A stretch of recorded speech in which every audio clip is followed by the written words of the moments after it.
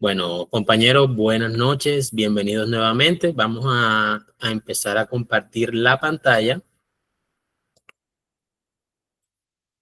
para dar inicio a nuestra sesión de esta noche, que es la sesión 8. Y en esta sesión vamos a trabajar a entender un poquito, o sea, a entender a grandes rasgos todo lo que es la fundamentación legal de la educación en nuestro país. Como ustedes se darán cuenta, toda esta legislación es básicamente de los últimos 25 años. O sea, muchos de nosotros nos educamos con un modelo, con un fundamento legal totalmente diferente al que está vigente actualmente en nuestro país, y por tanto a veces podemos creer que ese modelo legal donde se permitían muchas cosas y donde no se permitían otras, pues ya ese modelo ya caducó. Ya estamos nosotros en un paradigma completamente diferente en estos días, y de eso dan fe muchas de las sentencias de la Corte Constitucional, de la Corte Suprema de Justicia, en referente a actuaciones que han tenido las instituciones educativas como un todo, porque ni siquiera son unas conductas específicas de un maestro o de un coordinador o de un rector, sino que a veces toda la institución está patrocinando o permitiendo cierto tipo de conducta que está fuera de la ley, o que por el contrario no está permitiendo algo que es que la ley no solo permite, sino que promueve. Algo adicional allí que les quería comentar es que incluso hoy en día muchas de nuestras instituciones funcionan con ese paradigma que es con ese paradigma que ya finalizó cuando se empezó a implementar la Ley General de Educación. O sea, ya cuando la Ley 115 empezó a regir, ya acabó con ese paradigma anterior. Y sin embargo, muchas escuelas, muchas instituciones educativas aún están dentro de ese paradigma. Quizás no solamente fue que algunos de nosotros nos formamos con esa fundamentación legal que tenía la educación en esa época, sino que los compañeros que son provisionales también pueden dar fe de que muchas de las cosas que vamos a tocar hoy en esta sesión, pues suceden diariamente en sus escuelas, y quizás hasta cierto punto permiten que haya cierta funcionalidad en la institución, pero recuerden que nosotros estamos aquí es para afrontar un examen, una prueba escrita que no le va a preguntar sobre cómo funciona la institución educativa Nuestra Señora de la Piedad del municipio de Lorica, Córdoba. No, señor. Ahí le van a preguntar cómo debería idealmente funcionar una institución educativa dentro del sistema oficial en nuestro país. Entonces, compañero, algo que le decía mucho a mis compañeros que me acompañaron en el proceso de ascenso: tenemos que desligarnos un poquito de de ese paradigma propio que tiene cada una de nuestras instituciones, aquellos que están trabajando como provisionales o como temporales, y aquellos que no han tenido la experiencia, pues también se tienen que desligar un poquito de ese modelo con el que se formaron, que ya esos modelos ya pertenecen a un paradigma pasado. Entonces, compañeros, es muy importante que tengan por lo menos un mínimo, una fundamentación básica de la parte legal de la educación en nuestro país, porque muchas de esas situaciones, creo que ustedes se dieron cuenta en los dos simulacros que hemos hecho, que algunas de esas situaciones que aparecen en esa prueba escrita se sacan de contextos reales, donde se han violado de manera explícita o implícita esas leyes que están vigentes en nuestro país. Y aquellos que vayan a hacer la entrevista, pues también se enfrentarán a una situación en la que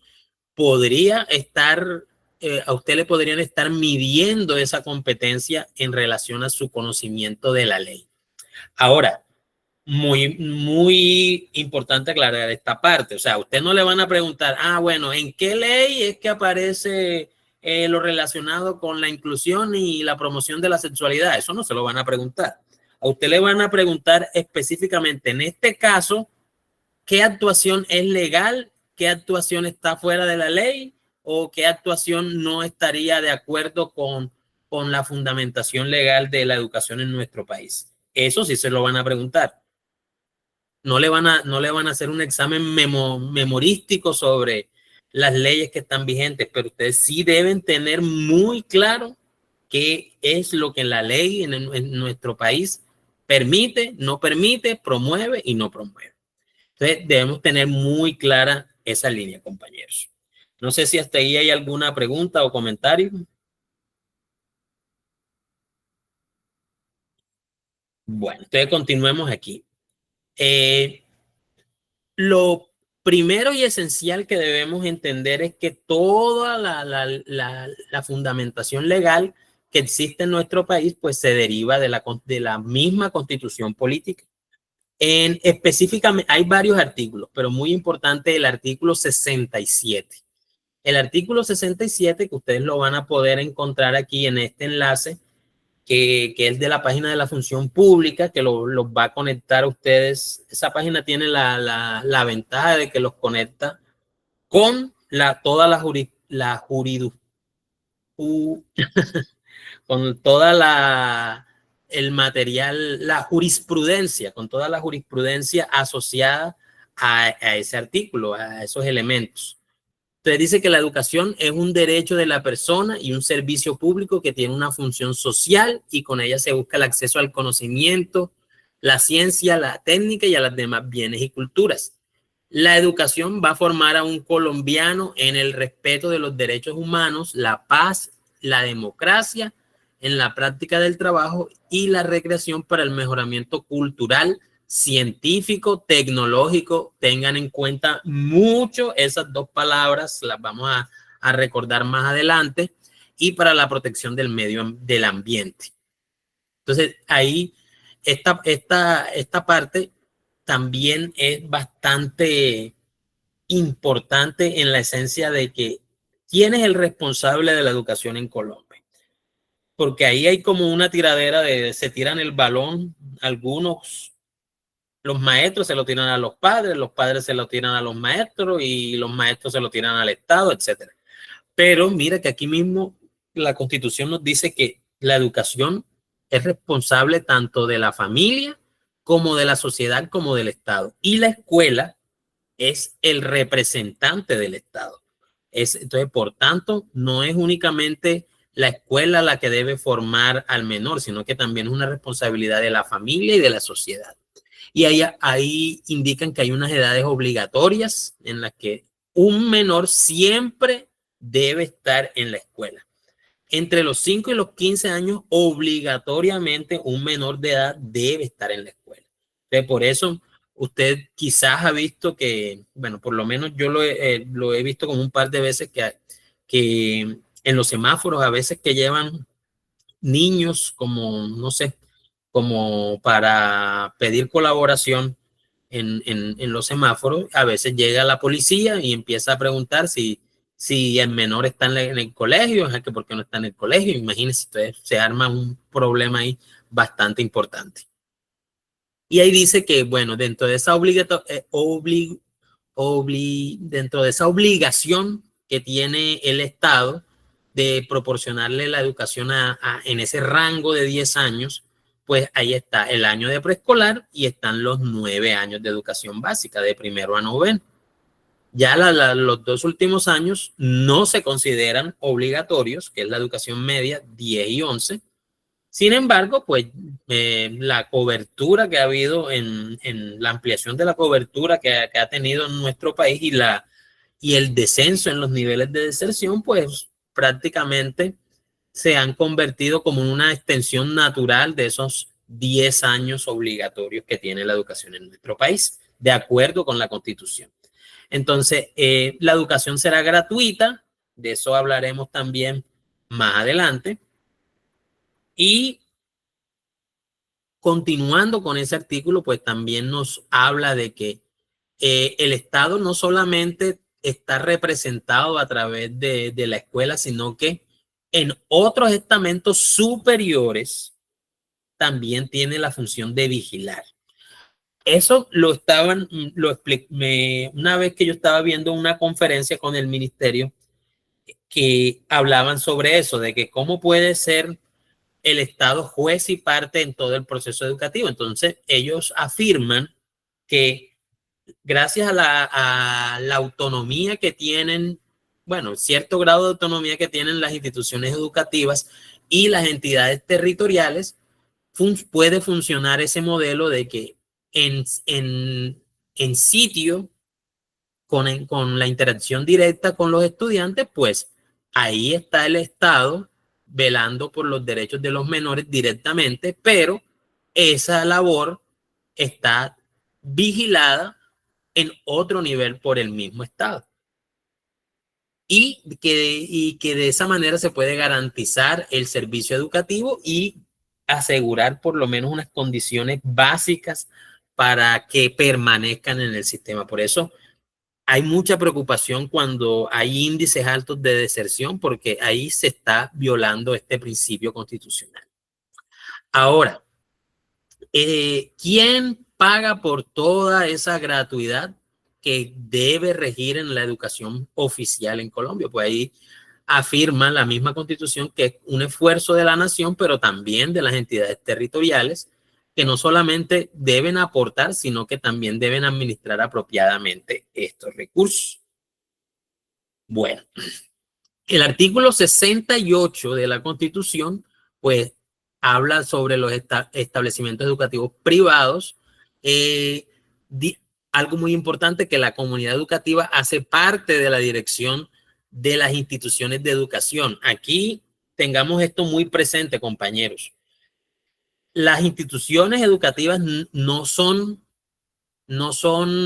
la finca del rector, ni son el terreno donde el rector manda de manera indiscutible y sin ningún tipo de límites, sino que él está siempre acompañado de la comunidad educativa en la que hacen parte no solamente las personas que trabajan dentro de la institución, sino que la comunidad de la que se deriva esa institución, porque todas las instituciones educativas se derivan de una necesidad que hay en el contexto. Ya sea que, bueno, se creó, bueno, como aquí en Sincelejo sucede muy recientemente, pues la ciudad se ha expandido y esa expansión requiere de que existan establecimientos educativos cercanos a esa expansión. Entonces, esa comunidad que genera la necesidad educativa es la que debe hacer parte también de la dirección de la institución. Entonces, ¿qué veo yo mucho en la experiencia que he tenido en estos casos? Que muchos de nuestros compañeros que ya tienen mucha experiencia fallan en visualizar correctamente el papel que tienen los padres de familia y la sociedad como tal, de donde se deriva la necesidad en las decisiones que se toman en la institución, porque parece que están acostumbrados a que el rector hace lo que le da la gana y que no tiene ningún tipo de contrapeso. Ese artículo también habla de la profesionalización docente, ya la veremos más adelante. Libertad de elección del establecimiento educativo, ese principio de que no existe un límite más allá de lo meramente geográfico para la elección del establecimiento educativo. Si usted vive en una ciudad donde hay 120 colegios, usted puede colocar a su hijo o al menor que tiene a su cargo en cualquiera de los 120 colegios. Usted es libre de elegir. Habrá, por supuesto, en las veredas, en algunos municipios que solamente hay una institución educativa, pues ahí ya la libertad de elección es poco, no se puede hacer por razones prácticas. Ese artículo habla también de que debe existir una formación diferencial étnica. De eso vamos a hablar también más adelante, que este tema es bastante jugoso.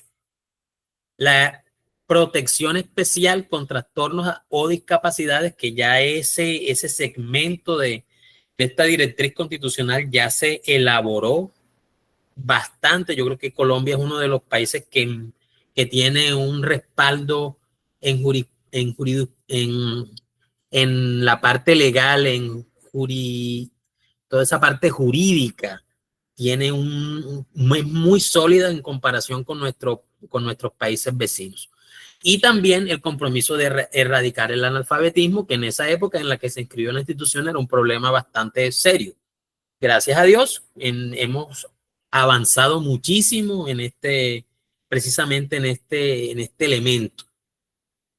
Y bueno, los artículos 44 y 45 son complementarios con esto, pero no hablan específicamente de la educación, sino de que el Estado tiene obligaciones con el desarrollo, el bienestar, la participación, la protección especial de los niños y de los adolescentes. Entonces, compañeros, yo les hago una pregunta aquí antes de continuar. De acuerdo con lo que hemos visto hasta ahora, ¿ustedes creen que el Estado sí es el responsable de brindarle alimentación a los estudiantes? ¿Ustedes qué me dicen?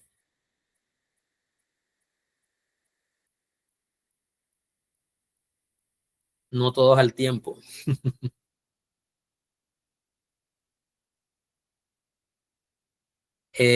Compañero Javier Miguel, Profe, hola, buenas noches, ¿cómo estás? ¿lo escuchamos, compañero? Profe, hola, buenas noches, ¿sí me escucha ahí? Claro que sí, compañero, lo escuchamos claro. Bueno, saludos cordiales a todos. Profe, pensaría yo, no sé si estoy equivocado en mi opinión, que el Estado sería el responsable siempre y cuando el niño en este caso estaría en situación de vulnerabilidad. Ujú, Ejemplo, en La Guajira, con las dificultades que hay de acceso al agua y la alimentación. Esas poblaciones que quedan retiradas de los cascos urbanos, pensaría que en ese caso, cuando las comunidades tienen ese difícil acceso a estos, digamos, a estos beneficios, por decirlo de alguna manera, pues el Estado, pensaría yo, debe cumplir la tarea, ¿no? ujú.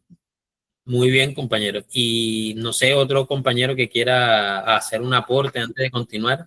Lorena, Lorenis, perdón. Buenas noches, sí, profe, me cambió el nombre. Bueno, el compañero habla de poblaciones que se encuentran en situación de vulnerabilidad y en ese orden de ideas yo hago una pregunta y el derecho a la igualdad.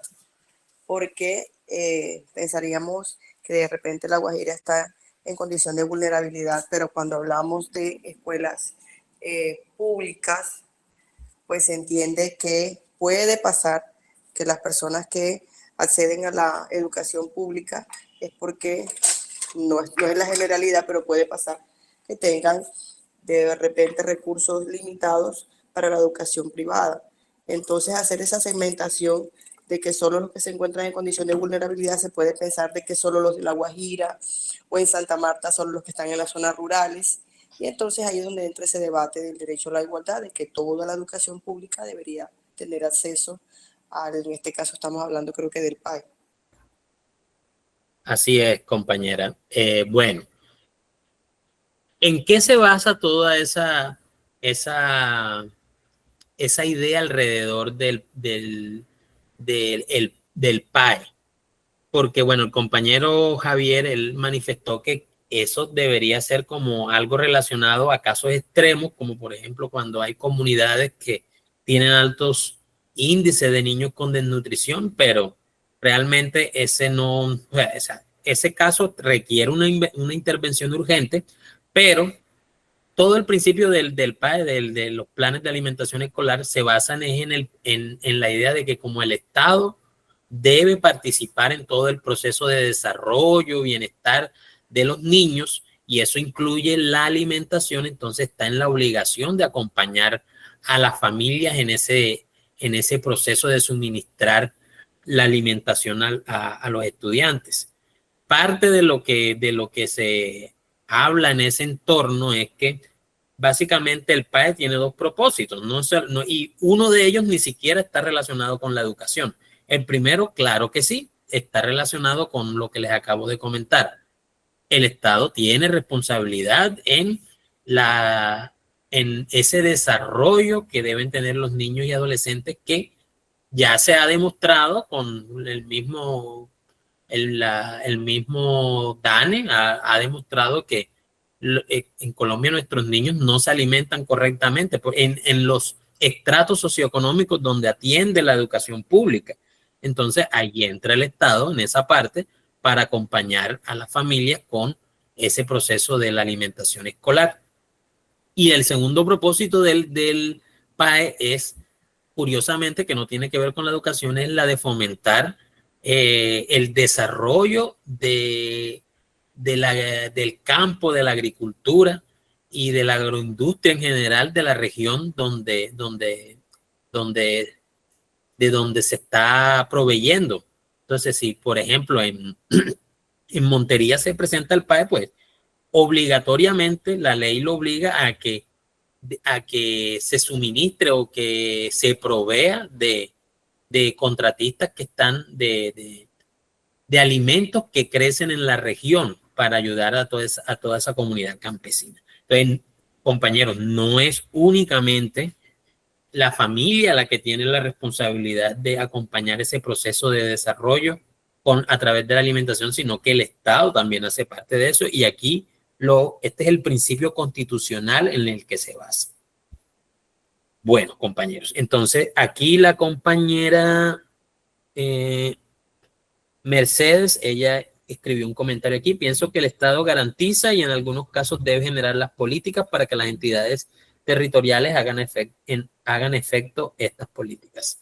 Así es, el Estado implementa el PAE a través de las entidades territoriales como tal. Bueno, entonces, tenemos esa base que es la Constitución, con esos artículos que acabamos de leer y de analizar, y pasamos a este fundamento que es el libro, digamos, que es como la Biblia de la educación en Colombia actualmente, que es la Ley 115 de 1994.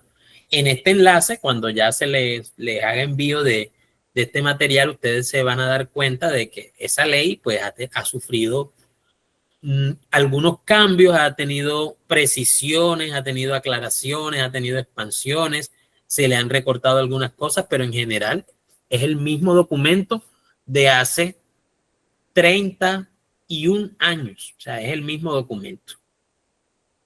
Entonces, compañeros, básicamente, a grandes rasgos, la ley 115 sirve como marco normativo para estructurar los niveles de la educación en Colombia. De ahí surge que nosotros tengamos un nivel preescolar, un nivel de básica, un nivel de media y un nivel de educación superior, que ya ese no nos compete a nosotros. Establece los derechos y los deberes de los miembros de los miembros y actores del sector educativo, y establece esos principios de equidad, de educación integral y de formación de valores que deben estar presentes en la educación. Y lo que les decía ahorita, ese triángulo que debe existir entre Estado, familia y sociedad, que es el que fundamenta la educación en nuestro país. Entonces, ¿qué es lo que estipula esta Ley General de Educación que nosotros, aquí yo les voy a sacar como cuáles son los errores comunes o los actos fuera de la ley que cometen muchas de nuestras instituciones, y ustedes me dirán si lo han visto o no, que sucede esto en nuestras escuelas oficiales? Que, como ya les dije, o sea, no sé, quizás es algo que viene como del pasado, donde el rector o los directores de esa época pues tenían carta libre, porque básicamente no tenían vigilancia y hacían básicamente lo que ellos querían, sin ningún tipo de limitación. Pero bueno, vamos a tratar de entender qué es lo que nos dice esta ley en general. Primero que todo, Algo que incluso se dio hasta mucho después de que entró en vigencia la Ley General de Educación era que los colegios hacían exámenes de admisión, los colegios públicos. Yo creo que desde que se empezó a hacer vigilancia en las instituciones educativas, ya eso se acabó. O sea, las instituciones no pueden seleccionar, filtrar, ni le pueden negar cupo a ningún estudiante que se presente allí, fuera de la imposibilidad física de tenerlo. Y ahí me explico yo qué quiero decir. O sea, si el colegio tiene 10 salones y en cada salón caben 40, entonces solamente puede recibir 400 estudiantes. Si ya tiene los 400, ya aplica allí la imposibilidad física y ahí es cuando el colegio puede decir, no tenemos cupo, porque físicamente no los tiene. Pero que si el colegio teniendo esa capacidad de 400 estudiantes y tiene nada más 350, no puede arrancar a decir que no tiene cupo, porque ahí estaría cometiendo un acto ilegal.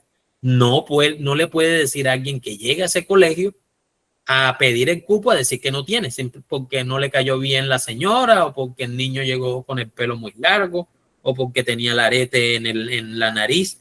No lo puede hacer. No pueden negar cupo. Si el colegio tiene cupo, no puede negar cupo por ningún motivo. Ahora, algo que también se veía mucho en los colegios, no sé, aquí de pronto si vaya a decir algo equivocado, si digo algo equivocado me corrigen, pero que se veía mucho en esos colegios religiosos, en esos colegios que estaban como dirigidos por grupos religiosos de católicos más que todo. Pues ahí cada rato le pedían dinero a los estudiantes, pasaban haciendo que no, que se deben vender obligatoriamente las boletas, que deben hacer tal actividad, que es obligatorio, traer la cuota, que bueno, tampoco. Ese tipo de actividades no se puede hacer. Y yo conozco casos donde los rectores que creen que de pronto es como siempre lo hicieron así, y ya estamos en el 2025 y creen que pueden hacer lo mismo que hacían en 1995 e incluso teniendo una buena intención con esas actividades. Bueno, aquí me hacen una pregunta, ya les voy a contestar. Ese tipo de actividades que de pronto son como, digamos, para hacer el auditorio de la institución, o para terminar de hacer la cancha o la biblioteca o el laboratorio, pero entonces cuando le llega la ley y empiezan a averiguar, ajá, y usted esa actividad cómo la llevó a cabo, entonces se dan cuenta que le exigían a los estudiantes una cantidad de dinero, y pues eso también los ha llevado a tener problemas serios con la ley, porque eso es ilegal. No pueden exigir cosas que tienen que, a cada estudiante le dan 20 boletas y las tiene que vender todas y tiene que traer el dinero de las boletas.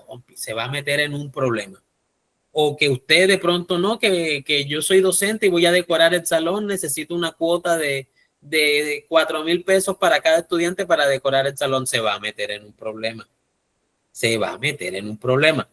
Entonces, y aquí lo dice como muy claramente, de que hay veces que esto ya sí es más reciente, que dice que no, que ciertas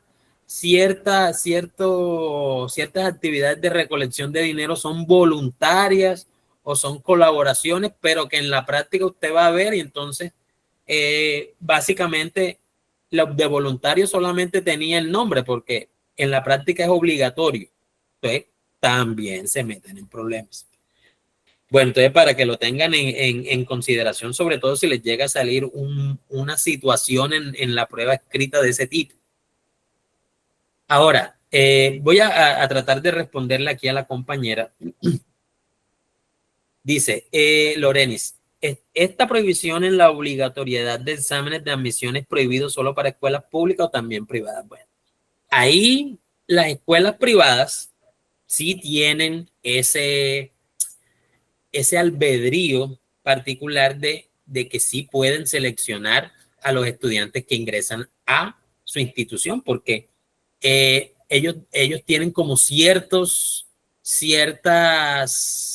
cuando el colegio se funda y hace todo el proceso de su certificación legal, hay como unos principios, y si el colegio encuentra que ese aspirante no cumple con esos criterios que están establecidos allí, pues tiene la potestad de no admitirlo. Y les voy a dar un ejemplo muy específico.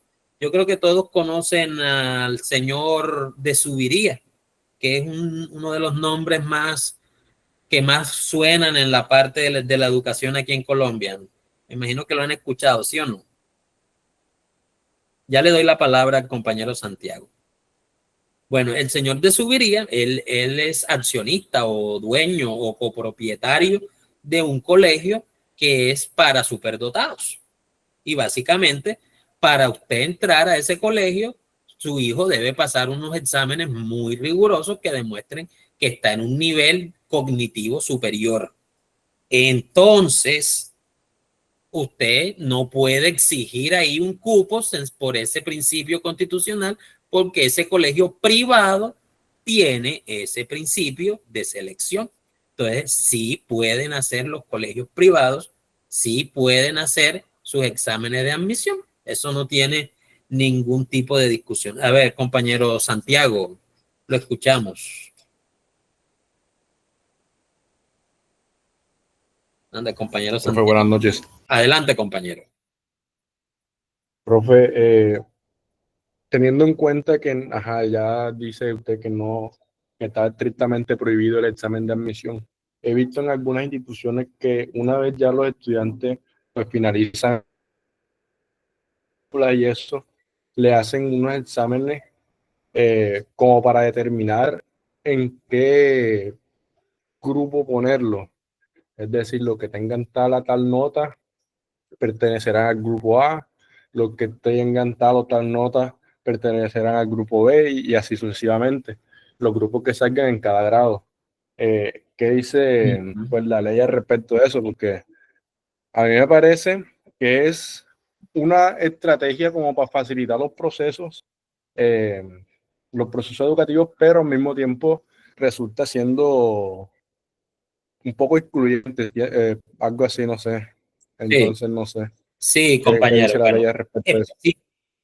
Bueno, específicamente sobre eso, sí hay jurisprudencia al respecto. Hoy me ha costado esa palabra, jurisprudencia. Voy a tener que repetirla.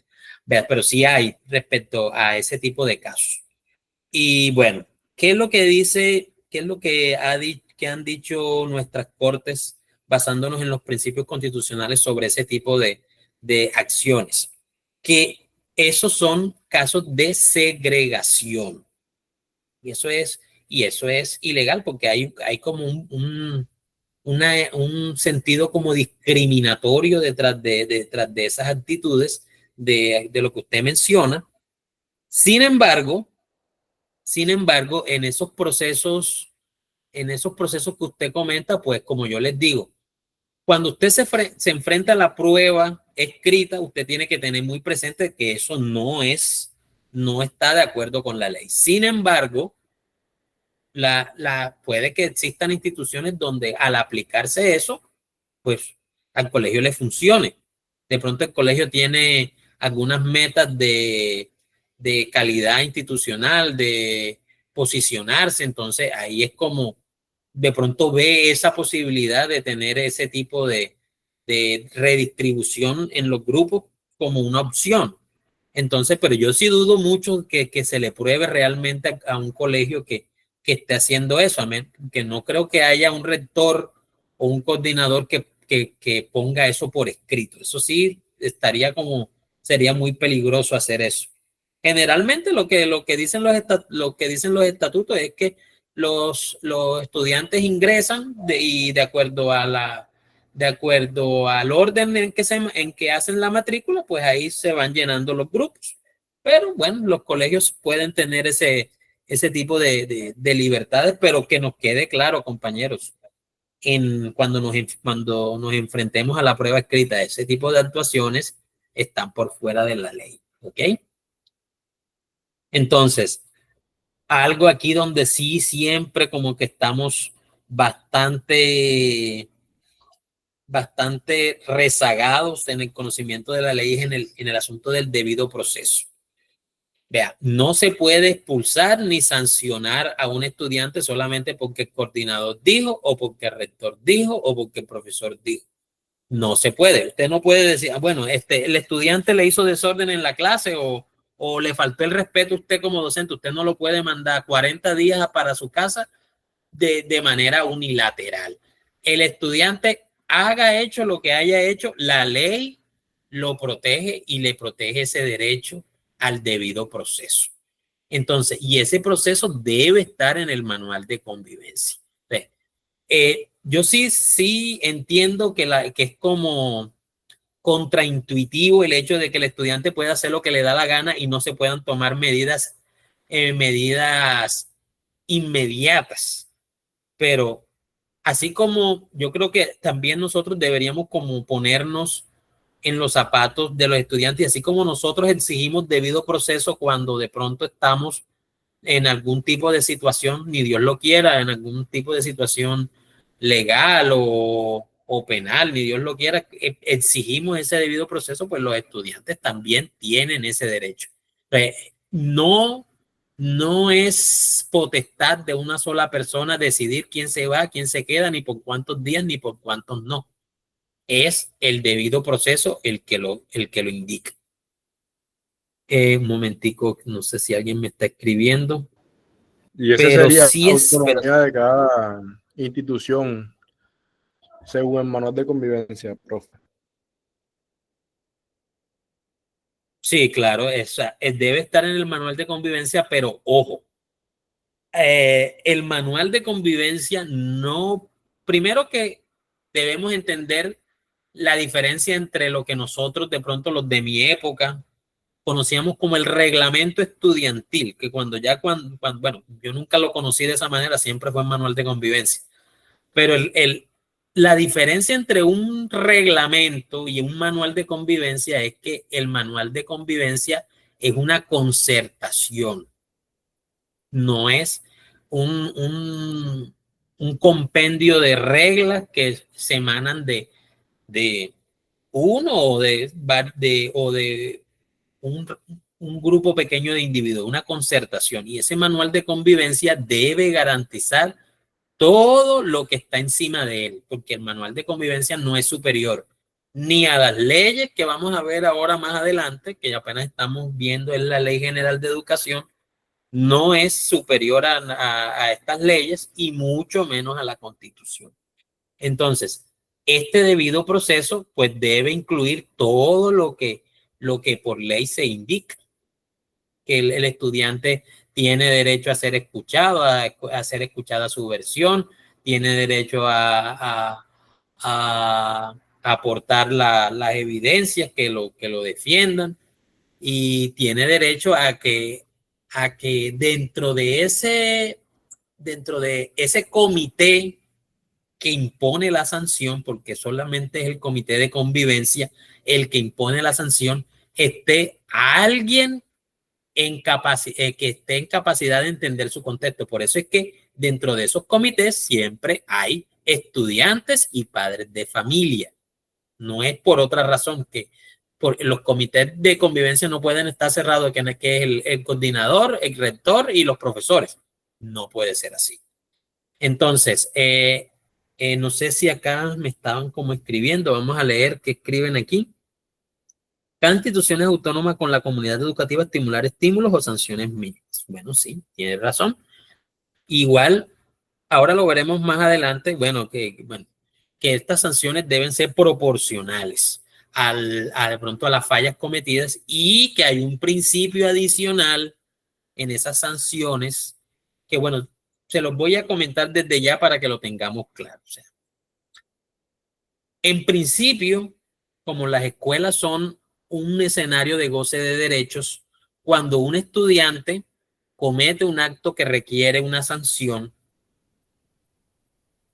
lo que estipula la Constitución y esta ley que estamos viendo ahora es que esa sanción debe partir de una reflexión pedagógica. Es decir, el estudiante cometió un acto reprobable, le faltó el respeto al maestro. Bueno, nosotros tendemos a creer, porque así nos pasó a algunos de nosotros, quizá todos, no sé, que cometíamos algo, entonces nos anotaban en un libro o nos mandaban para la casa o no sé, cosas peores. Quisieran no creer yo que eran cosas peores que a eso, pero lo que ahora vamos a aclarar lo de las faltas 1, 2 y 3 más adelante. Pero todos debe partir de una reflexión pedagógica. O sea, ¿cómo le enseñamos a ese menor que eso que cometió es algo reprobable, que va en contra de la convivencia y que va en contra del bienestar propio y de los compañeros? O sea, es una oportunidad de educar, no es una oportunidad para castigar. Eso lo debemos tener claro. Así haya sido una falta 1, 2 o 3. Siempre se debe partir, nosotros como institución educativa debemos partir de ese principio, que estamos es para educar, no para sancionar ni para castigar. ¿Que va a haber sanciones? Claro que las va a haber, pero siempre el principio fundamental es que se puede subsanar eso a través de la pedagogía, no a través de la humillación, ni de la presión, ni de la coerción, que es lo que muchas veces hemos visto y que se sigue imponiendo, y que así de pronto cuando nosotros estuvimos en calidad de estudiantes en ese nivel, también nos pasó. Importante, las adaptaciones curriculares para estudiantes con discapacidad o trastornos son obligatorias. Son obligatorias. Eso lo vamos a... Yo creo que ya he dicho un poco de veces que eso lo vamos a ver más adelante, porque estamos todavía en la ley general y todavía nos falta ver todo lo que hay delante, que son derivaciones de esto de aquí. Ahora, el embarazo no es razón de restricción, ni de sanción, ni de expulsión. Se debe colaborar en todo a la estudiante que esté en esta situación. Entonces, bueno, o sea, cuando yo estudié, que una estudiante que saliera en embarazo, eso era un escándalo. Y la estudiante, si no la sacaba el colegio, la sacaban los mismos papás para que no pasara como ese escenario en el colegio donde todo el mundo la hablaba a la espalda y la señalaba, pero yo creo que ya eso se ha normalizado tanto de que una estudiante se puede presentar en la institución en estado de embarazo, y pues ya eso se ve hasta como normal. Y fíjense que para 1994 ya era como bastante adelantado para esa época, que en lugar de buscar sanciones o limitaciones a ese estudiante que estaba en estado de embarazo, pues al contrario, la institución está es para colaborarle. Y ojo que de pronto les vaya a salir una pregunta ahí en una situación en la que un colegio decide desescolarizar a un estudiante en embarazo. Ya, si usted desescolariza a un estudiante en embarazo, también el colegio y usted como docente que permitió eso se puede ganar un problema. Entonces, mucho ojo con eso. Entonces, de pronto, ¿qué puede pasar ahí en la prueba escrita? Que sí lo he visto bastante. La prueba escrita juega mucho con ese perjuicio, con esos prejuicios que tenemos nosotros como individuos, y nosotros de pronto por allá en el subconsciente tenemos la idea de que una estudiante embarazada no puede estar en el colegio porque eso le da mal ejemplo a las otras compañeras. Imagínense, si usted llega a colocar una respuesta de esa en el examen, cuente con que ya iba perdiendo puntos. Entonces, No sé, compañero, si tiene, aquí está el compañero Santiago, levantó la mano. Por el contrario, yo creo que debería hacerse promoción eh, de la salud sexual y hablar sobre educación sexual. Eso es algo que debería hablarse en los colegios, pero no en todo se hace o no todo se hace de la manera en que se debería. Solamente un día hacen una charla de 1 hora, 40 minutos y ya creen que con eso solucionan todo. Entonces, yo pienso que podría ser una buena opción agregar una asignatura dirigida a eso, a la salud sexual, a la educación sexual, porque es algo que es importante y como dice usted, está normalizado y no debería estar normalizado porque una niña de 13 14 15 años no está biológicamente preparada Ujú, para estar en embarazo. correcto. Pero ya esos casos, compañero, esos casos de que, bueno, yo hablo de estudiantes que son ya adolescentes, de 15 16, pero ya una estudiante menor de 14 años que esté en estado de embarazo, ya eso tiene que pasar es a policía de infancia y adolescencia, porque ahí hay un posible, ahí eso es un posible caso de abuso sexual. Eso es, entonces ya ahí es como, ya ese caso particular que menciona usted, una niña de 13 12 años en estado de embarazo, ya eso, ya son otros elementos los que entran a jugar allí. Bueno, otra cosa que apunta a la Ley General de Educación, no se puede discriminar ni permitir ningún tipo de discriminación por orientación sexual o por identidad de género. Creo que esta es como la parte que no se ha desarrollado bastante, pero todavía hay vacíos en este segmento de la ley. No es como ya la de inclusión, que la de inclusión sí, como les dije, está muy completa. Colombia es pionero en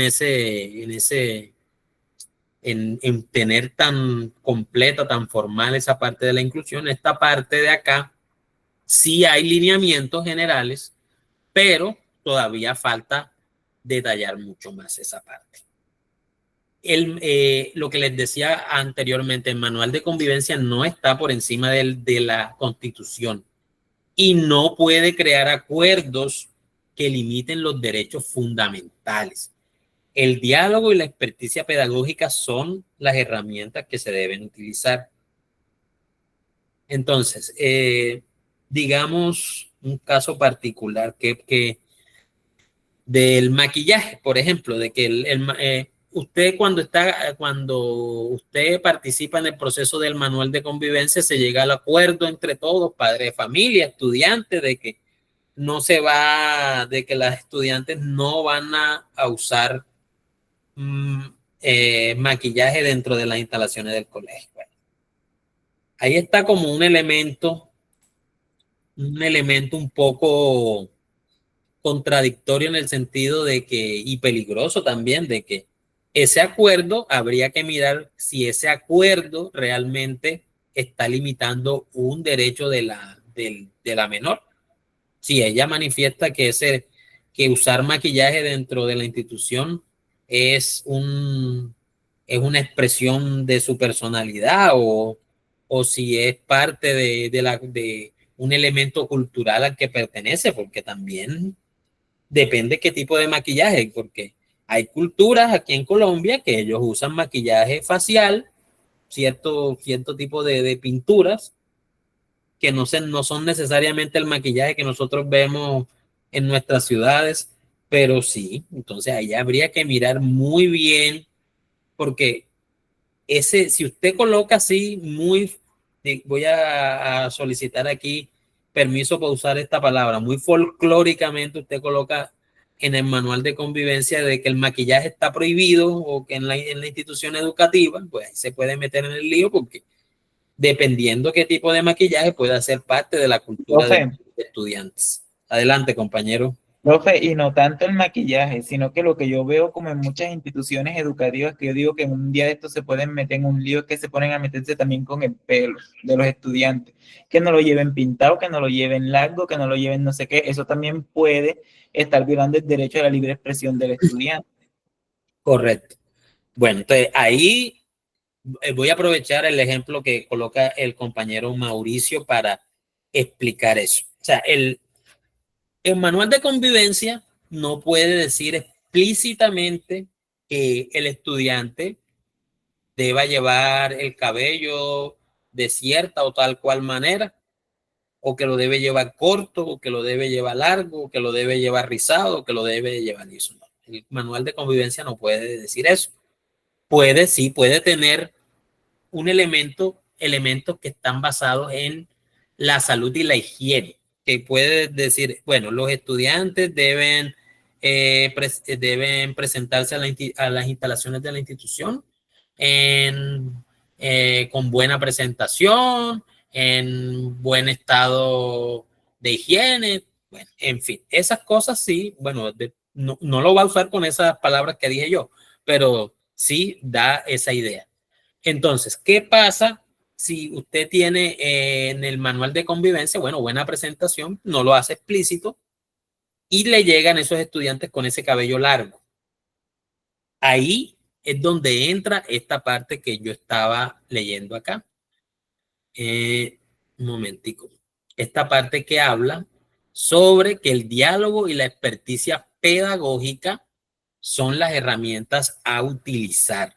Entonces, si usted tiene un estudiante que tiene su cabello extremadamente largo o que lleva unos aretes demasiado grandes, o bueno, habrá casos de casos.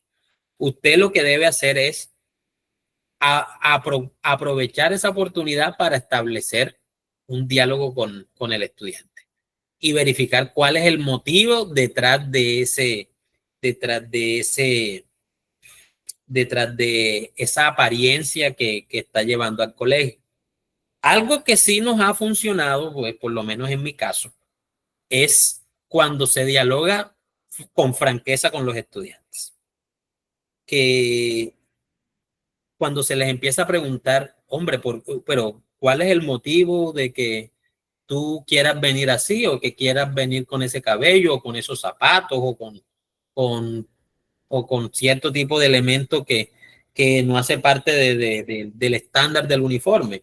Y usted se empieza a dar cuenta de que detrás de esas actitudes lo que hay es unas carencias emocionales y unas carencias de tipo familiar o de tipo de validación propia. Y cuando usted ataca eso, esa parte emocional del menor, y usted le brinda herramientas adicionales, porque esta es una opinión muy personal. O sea, a mí me parece que cambiar la parte física para intentar tapar algún tipo de falencia que se vive a nivel emocional, a nivel familiar, a nivel de trauma de la infancia, eso no lo va a solucionar. Entonces, cuando uno trabaja con los estudiantes y empieza a indagar en qué es lo que hay detrás de esa actitud que a veces que en algunos casos es desafiante, o sea, llevan el pelo es por llevar la contraria. Y usted se da cuenta cuando empieza a indagar qué es lo que pasa en las casas de esos menores, qué es lo que pasa a nivel emocional, o que han pasado unos traumas bravos. Entonces ya ahí el diálogo empieza a surtir efecto, y usted ve que el estudiante ya deja de percibir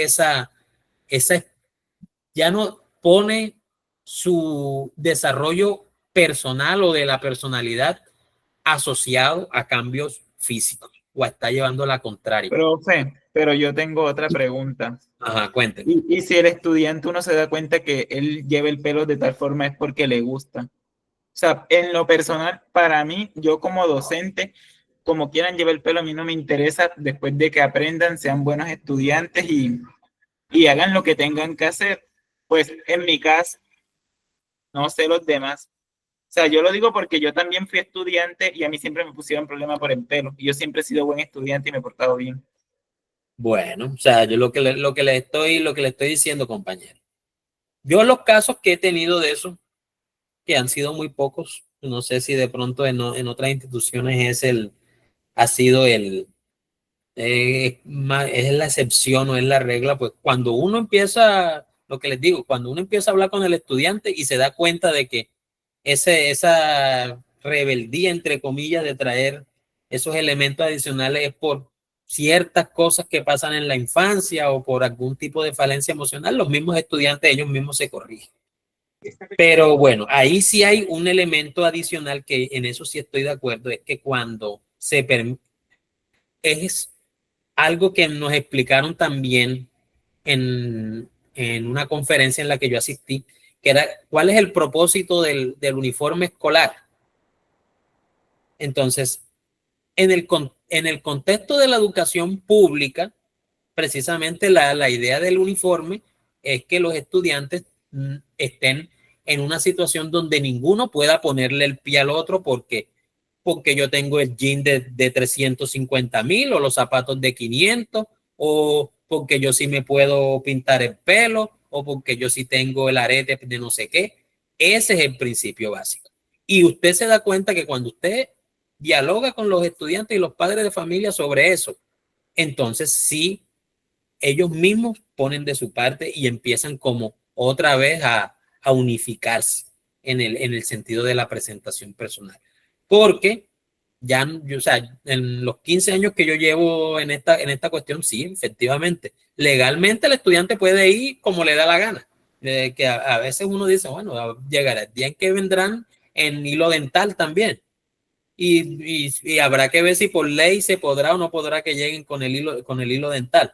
Pero cuando uno dialoga con los padres de familia y se da cuenta que realmente, si el propósito es que se mejore la convivencia al unificar una presentación donde ninguno se imponga sobre el otro, pues ahí sí hay avance. Pero como le digo, o sea, eso no es un proceso en el que yo como profesor le digo, bueno, hasta que no te cortes el pelo no puedes venir más acá. No, es un proceso de diálogo y donde uno demuestra realmente que tiene experiencia y experticia en la parte pedagógica, de conectar con el estudiante y de educar. Ese es el deber ser.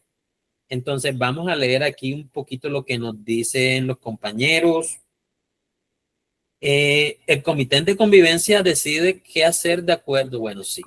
Entonces, según la falta, si es tipo 1, 2 o 3, se toman las medidas, correcto. Conozco de una escuela pública que prohíben corte de pelo y muy bajito, niñas con el cabello pintado, aretes, maquillaje, cachuchas, gafas oscuras, etc.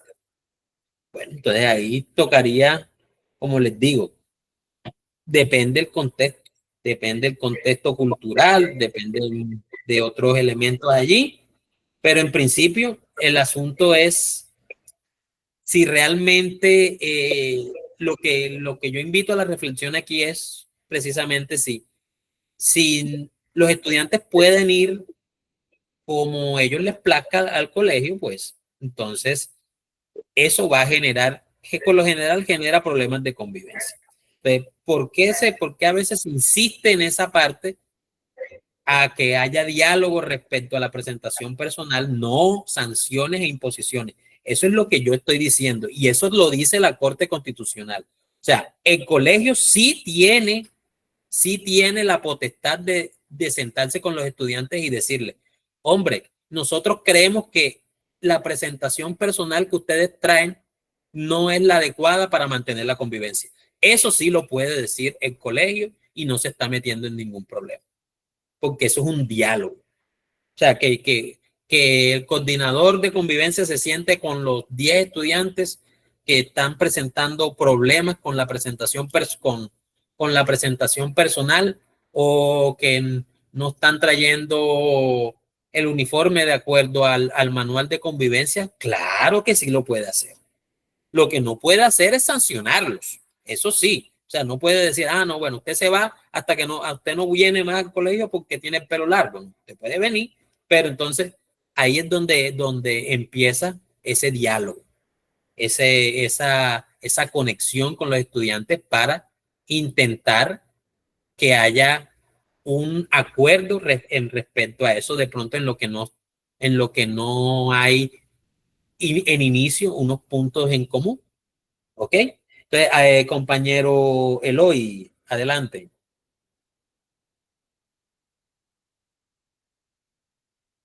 Compañero Eloy, que levantó la mano.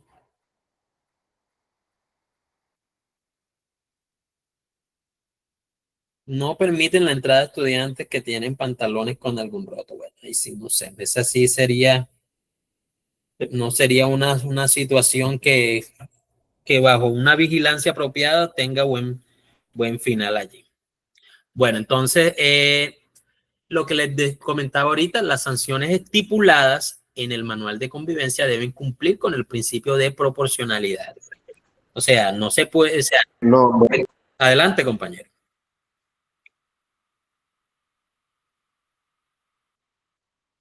bueno, pues, mire, no, no,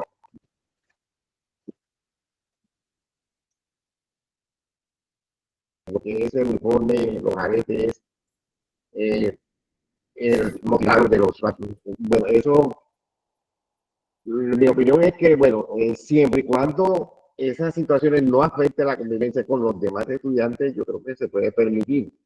Pues el problema es que si uno viene con cabello largo y todos quieren venir con cabello largo, bueno, ahí sí no puede afectar. Pero si esa situación no nos afecta a la convivencia en el salón donde se está dando la actividad, no, creo que no hay problema. Bueno, sí, depende. O sea, todo de, como dice la canción, todo depende. Pero sí, lo que les insisto, dos principios fundamentales. O sea, cuando usted lee, bueno, yo les voy a recomendar unas lecturas de unas sentencias de la Corte respecto a ese tipo de situaciones que se presentan donde, bueno, yo tengo una muy presente que fue una de las primeras que yo leí, que era una estudiante que se pintó el cabello de naranja, de color naranja, muy escandaloso según lo que comentaban los docentes y otros compañeros al respecto cuando la estudiante se presentó. Creo que fue por allá en Arauca, si no estoy mal, lo que decía el documento de la Corte. Y el documento de la Corte, bueno, sí, especificaba lo siguiente. El colegio no podía imponerle a la estudiante que no podía presentarse a la institución, ni tampoco que le podía bajar notas, ni tampoco que hubiera un efecto sancionatorio sobre ella por no traer, por, por llevar ese cabello de esa manera. Y lo que le insistían ahí era, sí, el contexto de la escuela en el que confluyen los directivos, otros estudiantes y las personas de la comunidad están de acuerdo en que ese no era están de acuerdo en que no era ese el principio de la presentación personal óptima para el estudiante. Lo que tenía que hacer el colegio era entrar en ese proceso de diálogo y de reflexión pedagógica con ella. Ese era el principio, que no era mandarla a que se cortara el cabello ni que se lo mandara a tinturar otra vez. Entonces, como les digo, compañeros, esos son los principios fundamentales.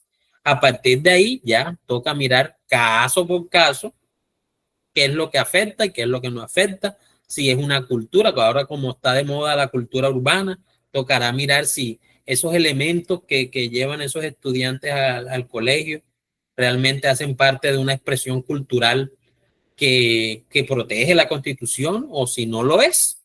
Porque gracias a Dios, Colombia es un país muy heterogéneo, tanto en cómo recibe las influencias como a nivel gastronómico, cultural, de expresión folclórica, todo eso es diferente. Entonces, aquí yo no puedo decir que en el caso que me está comentando el compañero de si los pantalones rotos hacen parte o no de la cultura de ese contexto. De pronto sí, de pronto hay lugares donde no lo es. Pues tengan eso muy presente, compañeros.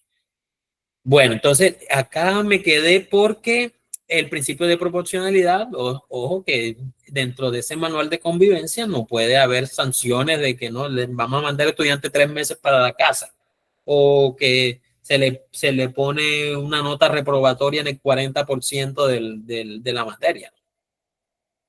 Ahora, bueno, las instituciones que no cuenten con los mínimos, con los requisitos mínimos de infraestructura, recursos pedagógicos o personal docente no permanecerán en servicio.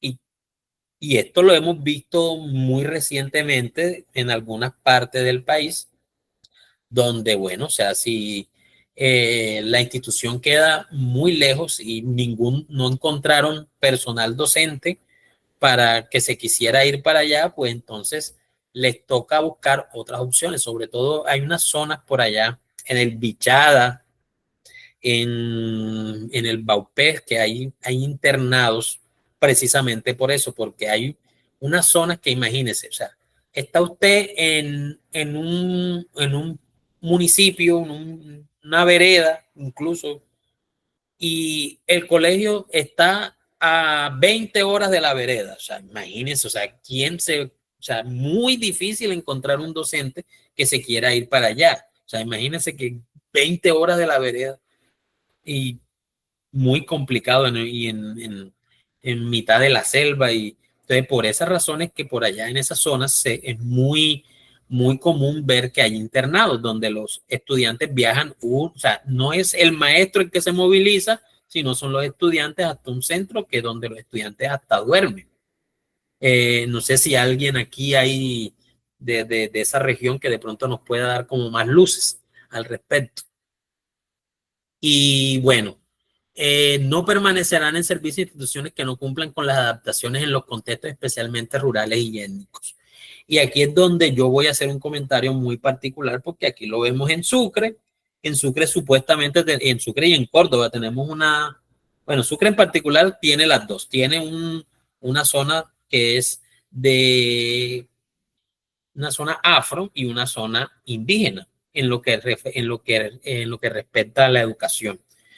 Pero ahí cuando usted entra a ver si realmente esas instituciones están cumpliendo con su deber de formación dentro de lo particular de su cultura, usted va a ver que es un colegio muy común y corriente, un colegio muy normal, donde no se hace nada extraordinario, donde ni siquiera en los eventos culturales hacen referencia a esa cultura, entre comillas, de la que supuestamente hacen parte. Claro que no son todos, pero sí hay excepciones a esa regla. Entonces, y me pasó una vez que yo pasé un derecho de petición a la entidad territorial para ver cuál era el proyecto educativo étnico en esa institución, y me contestaron que la rectora encargada, pues ella no tenía ningún proyecto étnico ahí en ese colegio. Entonces, usted se va a dar cuenta de que cuando sucede eso, de que hay un colegio que es supuestamente indígena o supuestamente afro y no cumple con eso, pues el deber ser es que no que lo vayan a cerrar, sino que le cambian la razón social y se convierte técnicamente en otro colegio, un colegio mayoritario. Bueno, los recursos que llegan a la institución pues tienen limitaciones en su asignación y en sus tiempos de utilización. O sea, al rector le llegan sus recursos y usted como docente es vigilante de esos recursos. O sea, el rector recibe los recursos, pero él tiene a su grupo de docentes como parte de ese control y vigilancia que se hace respecto a sus funciones. Y no puede dejar la plata ahí a que coja intereses toda la vida, sino que él tiene unos límites de tiempo. Si pasado esos límites sigue la plata en la cuenta, pues también eso ahí acarrea sanciones.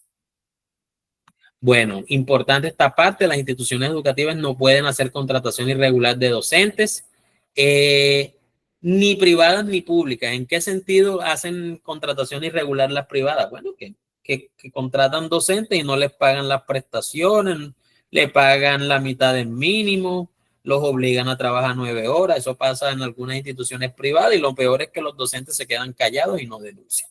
Y en la parte de las instituciones públicas, la contratación irregular pues se hace básicamente cuando hay alguien en la institución educativa que no ha sido nombrado no hay ningún documento legal que respalde la presencia de ese docente allí.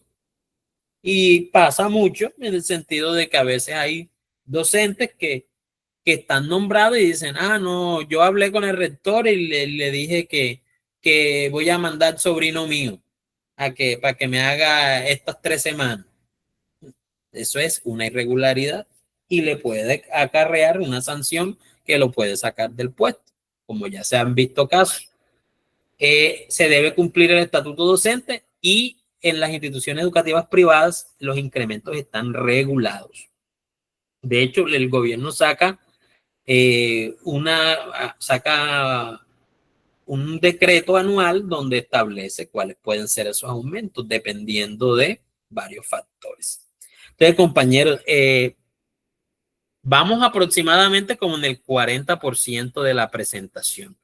Entonces, cuéntenme ustedes o sea, la sesión está hasta las 9:30. No sé si ustedes, está hasta las 9:30 para compensar lo de la semana pasada. No sé qué me comentan ustedes, si hacemos una pausita de 5 minutos o si seguimos hasta las 9:30. ¿Qué me dicen ustedes? Eche para adelante, sigamos. Bueno, vamos a seguir entonces, pues, que para eso estamos. Bueno, entonces hablemos ahora específicamente de la calidad educativa.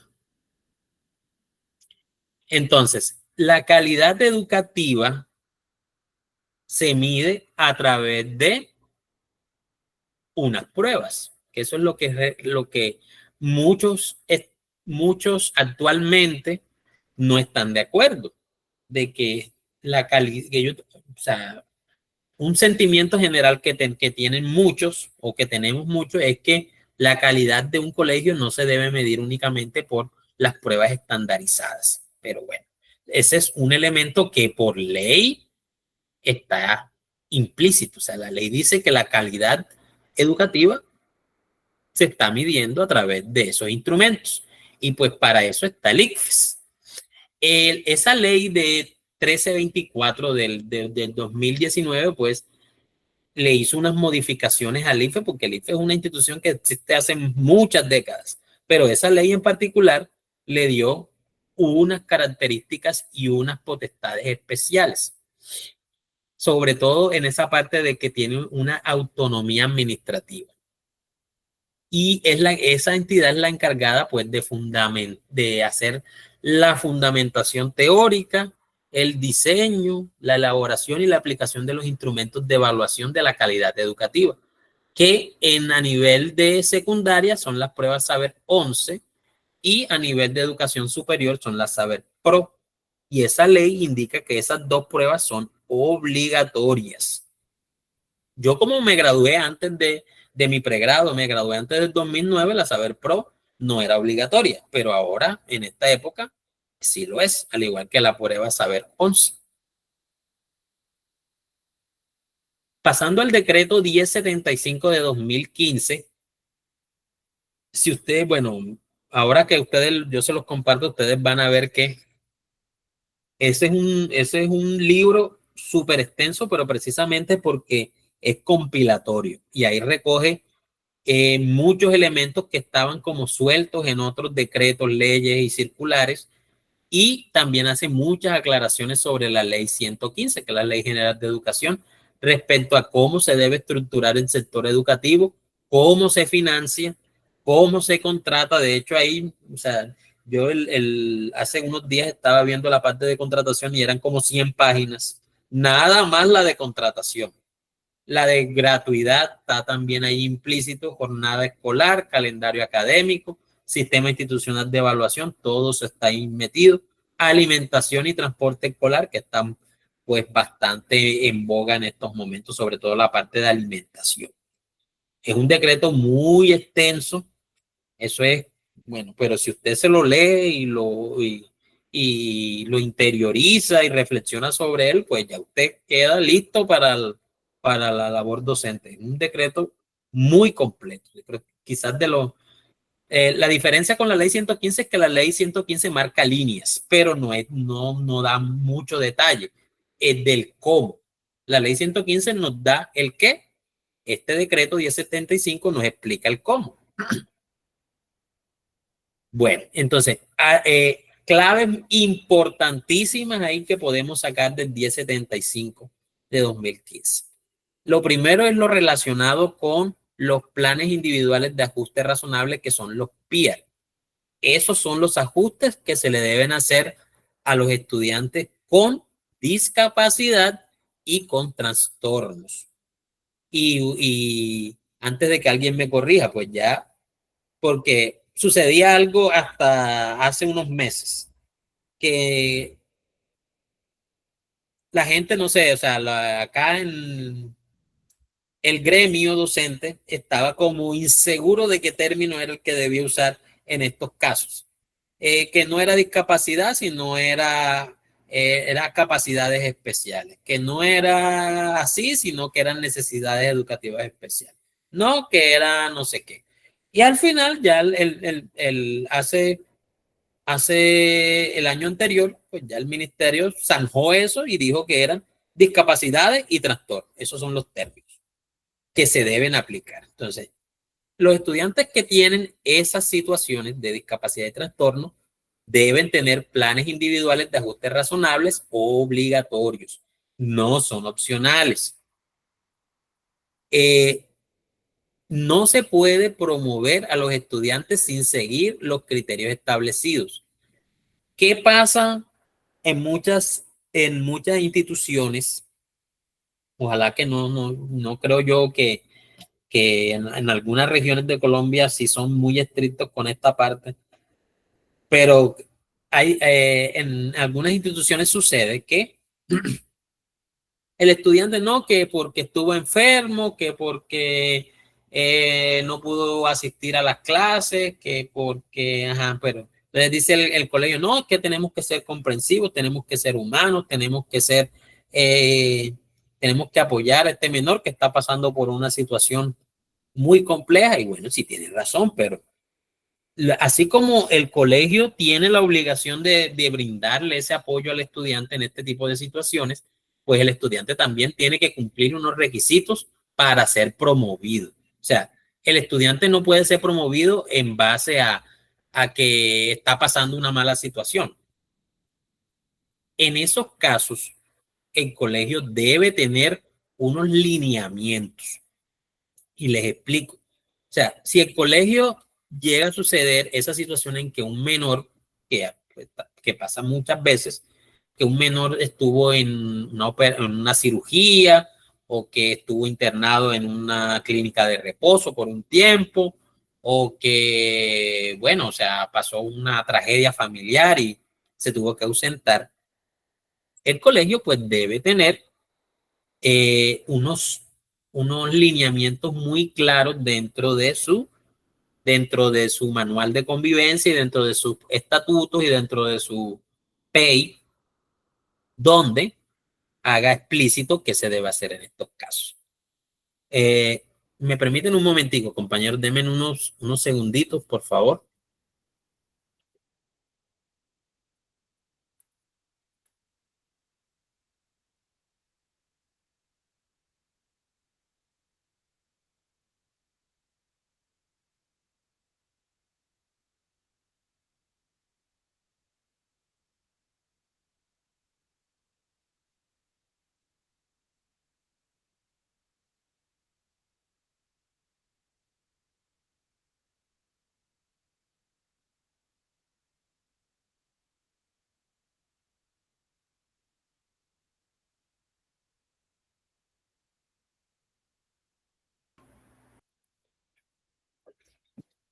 Bueno, ya volvimos. Déjenme presentar nuevamente.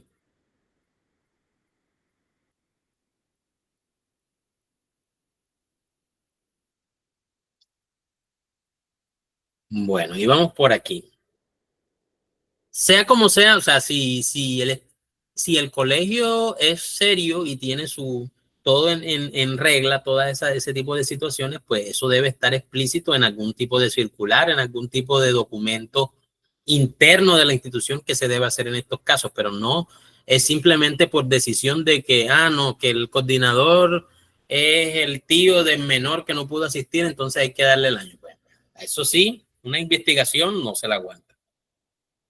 Dice que está prohibida la reprobación masiva sin medidas previas de acompañamiento y refuerzo. Entonces, si una institución se da ese caso de que habían 300 estudiantes en grado quinto y de esos 300 pasaron a sexto 100, imagínense. Ahí, y entonces llega el ente territorial a buscar, hombre, pero ¿y por qué perdieron 200, por qué 200 estudiantes perdieron el año? No, es que ellos eran malos. No, señor, o sea, ahí usted, como institución educativa, usted debe demostrar que si ellos iban mal, usted hizo algo para subsanar esa situación. No no, porque todos eran malos, todos deben perder el año. Ojo con eso. Sobre todo, vuelvo, insisto, compañeros, este es para que lo tengan en cuenta en caso de que les salga una situación de ese tipo. Compañero Dager, adelante. ¿Qué más, profe Carlos? ¿Cómo va? Muy bien, compañero. ¿Y usted cómo le va? Bien, bien. No, es que quería tocar una parte del PIR de lo que mencionabas, como una Adelante. anécdota que es importante. En algún colegio donde estuve provisional, para mí fue algo nuevo, ¿no? El colegio tenía también estructurado el tema de los PIR, que hasta en la plataforma que manejaban ellos del Master 2000, se realizaban los PIR antes de empezar cada periodo. Y los chicos obviamente estaban matriculados en el CIMAT con los diagnósticos, los procesos, y se hacían estas reuniones para actualizar cada año esos diagnósticos, que es lo que llamamos hoy la psicologización de la educación, ¿no? Que antes uno decía, no, el pelo es calilla, el tal cosa, ahora hay TDAH, ahora hay opresivo, ahora hay una cantidad de cosas. Sí. Y si uno no le pone cuidado y lo sigue viendo de la manera en cómo fuimos educados, uno pierde el año, porque hubo casos de estudiantes que se les hacía el PIA. Y estos estudiantes a fin de año, o sea, no hacían nada durante el año o hacían muy poca cosa. Y llegaban los papás a decir que no, que al hijo nunca se le hizo el proceso de PIA, que ellos no conocían el PIA, y muchos de esos muchachos que se supone perdieron el año, tocó pasarlos, porque si no entutelaban al colegio. O sea, eso ya se vuelve hasta en marco jurídico. Y el colegio, en base con el consejo directivo y académico, lo que hicieron fue que, aparte de los PIR y la evidencia, crearon un formato de seguimiento donde se le entregaba al estudiante la actividad, digámoslo, especial, digamos, la actividad especial o diferencial más bien, acorde al diagnóstico que tenía, se le hacía firmar al estudiante, y cuando había, por ejemplo, alerta académica, se aprovechaba para que el papá firmara. Y así fue que pudieron controlar este tema del PIAR y los efectos que eso tiene. Entonces es muy importante tener eso presente. Claro que sí, compañero. Yo creo que esa experiencia que usted nos cuenta es algo para replicar. Pero bueno, o sea, de eso del PIR, eso tiene tela de dónde cortar, porque yo estaba escuchando a un experto que hablaba sobre que realmente no a todos los estudiantes que tienen discapacidades o trastornos es suficiente con un ajuste razonable, porque el ajuste razonable implica que si usted modifica ciertas condiciones de aprendizaje a los estudiantes, él va a alcanzar las mismas competencias que sus compañeros. Y usted obviamente se da cuenta de que hay unos chicos que por su misma condición, aún quitándole todas esas barreras que implican los ajustes razonables, no va a alcanzar esas competencias. Por lo que se habla es no de un ajuste razonable, sino de una modificación curricular. Entonces, cuando hay una modificación curricular, ahí hay un tema como espinoso ahí que yo realmente no sé cómo irán a resolver a nivel nacional, que es que cuando usted como institución educativa le entrega un diploma a un chico que realmente que que se le hizo no un ajuste razonable, sino una modificación curricular, no está cumpliendo con lo que dice el diploma, que es que el estudiante fulano de tal cumplió con todos los requisitos para acceder al título de bachiller académico, bachiller pedagógico, bachiller técnico, lo que sea. Entonces, eso es un tema que todavía está ahí, que está todavía como que requiere mucha más ampliación. Pero si el asunto es básicamente de tener una estructura sólida sobre qué hacer en estos casos, me parece que el ejemplo que nos dio el compañero Dajer es bastante completo. Hay que poner a firmar al estudiante, si hay riesgo académico, llamar al padre de familia, guardar esas evidencias, y si el estudiante no cumplió, pues se quedó. O sea, eso es el deber ser. Pero usted se da cuenta que no sé cómo está esa situación allá en la región andina, pero acá los rectores son muy, digamos, alérgicos al problema. Entonces, si le evita, aunque tenga todo en regla, respecto al chico que tiene esos planes de ajuste, aunque lo tenga todo en regla y el estudiante debía quedarse para reprobar, entonces para evitar problemas con el padre de familia, él dice, pásenlo, y lo pasan. No sé cómo será el asunto por allá en el interior, en la región andina, pues. Bueno, importante esta parte aquí, no se puede modificar la jornada escolar, y en esta sí yo he visto muchas situaciones en la prueba escrita donde hablan precisamente de la modificación de la jornada escolar. Que un docente quiere quiere sentarse con los compañeros a dialogar sobre el proyecto ambiental, entonces que por eso necesita las 2 últimas horas. Entonces, como usted lo ve que en su colegio hacen eso, que de pronto para reforzar algunos de los proyectos institucionales lo hacen a las 2 últimas horas, entonces usted marca esa. Pero eso por ley no se puede. Usted, ni el rector, ni el coordinador, ni los docentes, por ley pueden modificar la jornada escolar. Si la jornada escolar que se pasó al ente territorial dice que su colegio funciona de lunes a viernes de 7 a 1, la jornada es de 7 a 1. Usted unilateralmente, como docente, no puede decir, no, yo estoy en quinto, yo soy el docente, y como en primaria es un solo docente, yo estoy en quinto, entonces, no, yo me voy hoy temprano, y manda a los estudiantes ahí, ya incumplió con la jornada escolar. ¿Qué se hace en esos casos? El colegio debe tener, si usted tuvo que irse, el colegio debe tener unos planes de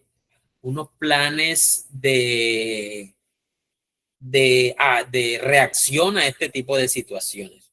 Que, bueno, yo los he visto en la zona andina, sí son como muy, muy juiciosos en esa parte. Dice, bueno, si un compañero le toca irse por calamidad familiar, por cita médica, entonces el procedimiento es y los estudiantes salen a la 1.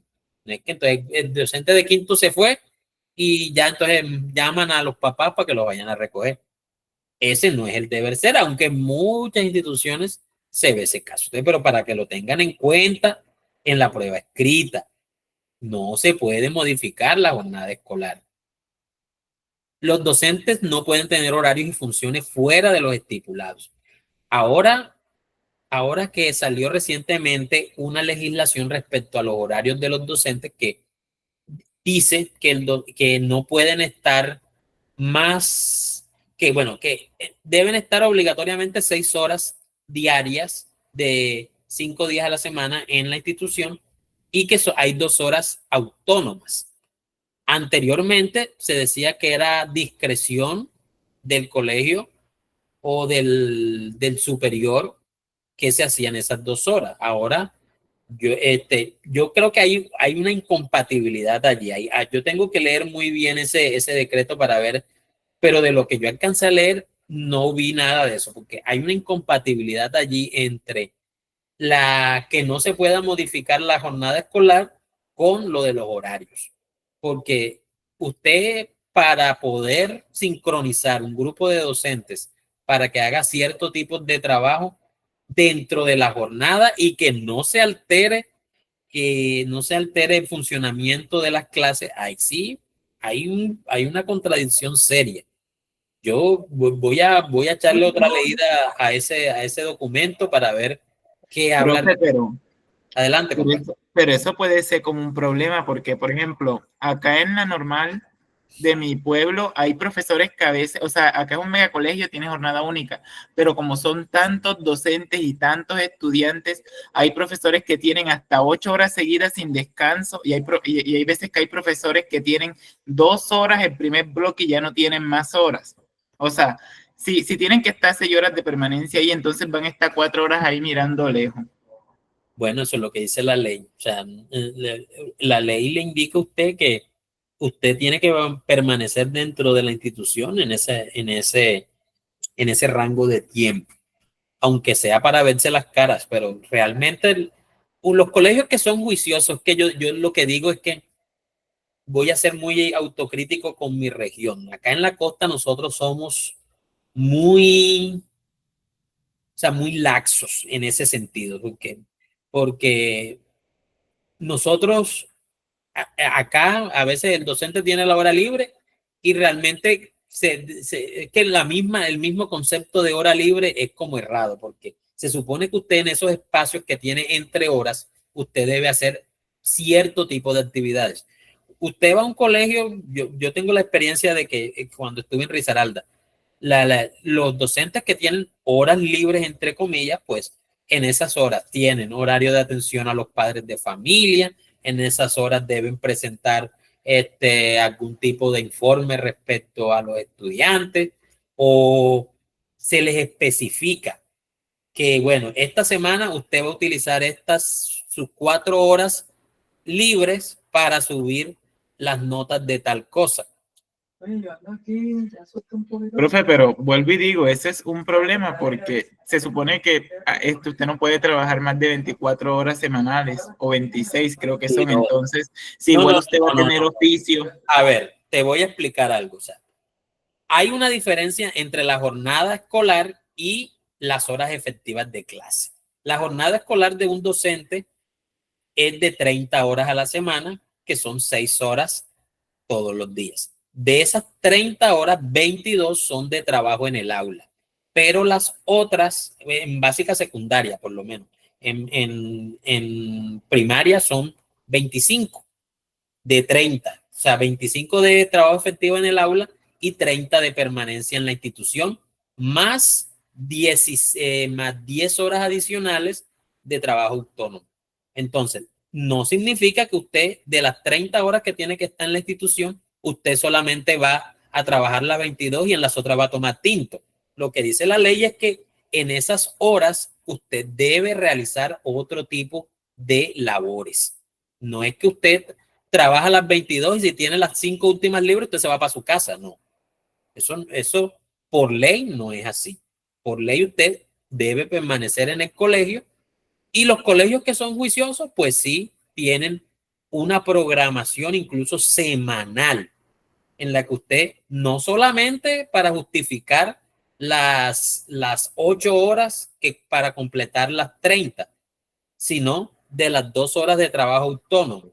De pronto acá estamos, por lo menos en mi región, pues eso es como, acá hay como mucha facilidad en ese sentido, de que, bueno, o sea, hasta en ese sentido acá los rectores son como más, le protegen más al docente en ese sentido, pero usted va a otras regiones y usted se da cuenta de que allá sí trabajan las 30 horas y que sí justifican las 2 horas adicionales, que son de trabajo autónomo, que se supone que son en casa. Profe, pero yo tengo otra pregunta, pero ahí no se está tomando en cuenta los colegios que tienen jornada única, que tienen 8 horas en su jornada. Entonces me tocaría permanecer más en la institución, ¿no? No, señor. O sea, en jornada única, jornada única tiene la siguiente característica, que es una hora adicional diaria. Si usted, ¿qué es lo que dice el nuevo decreto, por ejemplo, que antes no estaba como tan explícito? Que decía que si usted tenía si usted no tenía horas extra, pues igual el rector hacía lo posible para acomodarle el horario, pero no. Ahora en el nuevo decreto dice que usted debe cumplir, si no tiene horas extras, las 6 horas consecutivas. ¿Sí me hago entender? O sea, no, si el colegio funciona de 7 a 2, entonces usted tiene la opción de trabajar de 7 a 1 o de 8 a 2 para que sean consecutivas. ¿Sí me hago entender, compañero? Pero Sí, si, o sea, yo le entiendo, pero en la realidad yo veo, o sea, yo veo que hay gente que tiene unos huecos y entonces le toca ir a veces a las 6 de la mañana y se devuelven a las 2 de la tarde. Es que bueno, eso en la realidad es complejo, profe. Igual, si toca estar ahí, toca estar ahí. bueno, pero yo lo que les digo es que lo que les dije al principio, los colegios funcionan de una manera y lo que yo les estoy explicando aquí es el deber ser, que eso es lo que ustedes le van a preguntar en la prueba escrita. Entonces, si usted en la prueba escrita dice que, no, que usted dio 2 horas y se puede ir para su casa, pues ahí ya perdió el punto. O sea, eso es lo que yo les estoy tratando de explicar acá. Profe, no me quedó claro el ejemplo que planteó que no puede hacer actividades dentro de las 6 horas. ¿Cómo así que no puede hacer actividades dentro de las 6 horas? No entiendo. Aquí aparecen 2 compañeros. Profe, Adelante, compañera. le hago la pregunta. Usted manifestaba que si el docente tiene una actividad, por ejemplo, una actividad en el área de ciencias, no sé si le entendí que no podía hacerlo dentro de las 6 horas. Es que no, me cuesta trabajo escucharle a la compañera, pero me pareció entender esto. Que si no, que qué pasaba si tenía usted una actividad. Bueno, lo que yo... Permítame, le vuelvo a preguntar. Adelante. No me quedó claro porque no sé si entendí mal, pero usted planteaba que si el docente, por ejemplo, de biología, tiene una actividad de biología y dice, no, las 2 últimas horas las voy a tomar para realizar el taller o algo así.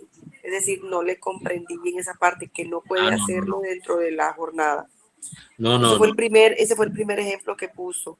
Lo que yo dije fue lo siguiente, bueno, que existe, yo estaba como mirando que puede haber incompatibilidad en eso de que no se pueda citar al docente en jornada contraria y al mismo tiempo mantener incólume la jornada escolar. O sea, si usted, claro que sí, si usted tiene una actividad en biología que incluso puede ser hasta una izada de bandera, porque las izadas de bandera y los actos culturales son actividades curriculares. O sea, eso como lo explicaba un compañero que lo explicó muy bien, es que cuando hay un acto cultural o un taller o una presentación de proyecto, no es no es que no hay clase ese día, sino que la clase está en otro escenario.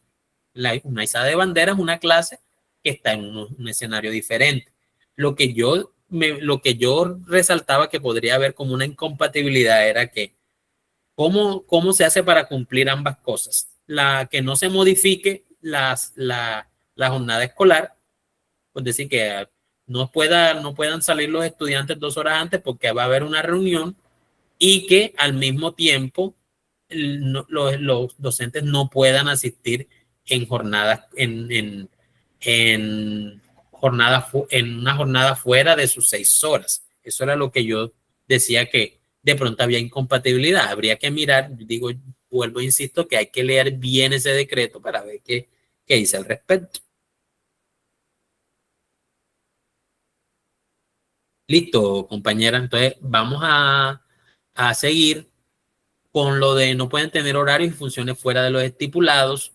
Y bueno, aquí sí me refiero a un caso cuando estábamos en el concurso anterior, que hubo un caso de una rectora, por allá en el Meta, creo que fue, en el Meta, que se negó, ella dijo que ella se negó a recibir a una docente que había pasado el concurso, porque pues le estaba reemplazando a un pilar fundamental de su proyecto pedagógico en la institución.